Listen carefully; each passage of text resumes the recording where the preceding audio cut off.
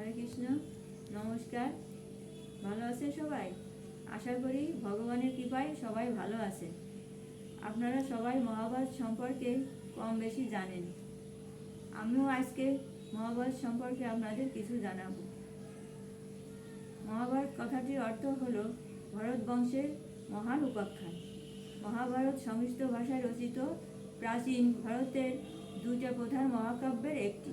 কৃষ্ণদ্বৈপায়ন বেদব্যাস এটি রচনা করেন। এই মহাকাব্যটি সংস্কৃত শাস্ত্রের ইতিহাস অংশের অন্তর্গত।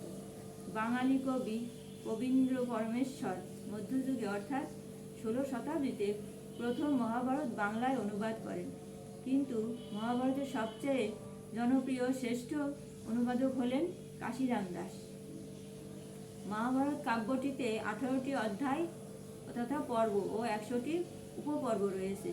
এই মহাকাব্যের শ্লোক সংখ্যা 1 লক্ষ এবং এর শব্দ সংখ্যা প্রায় 18 লক্ষ। মহাভারত কাব্যটির আয়তন দ্বিতীয় প্রধান মহাকাব্য রামায়ণ কাব্যের 4 গুণ।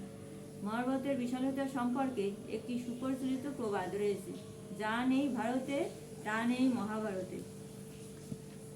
অর্থাৎ যে বস্তুটি মহাভারতের গল্পে পাওয়া যায় না, তা ভারতবর্ষে তথা পুরো সংসারে কোথাও পাওয়া যাবে না।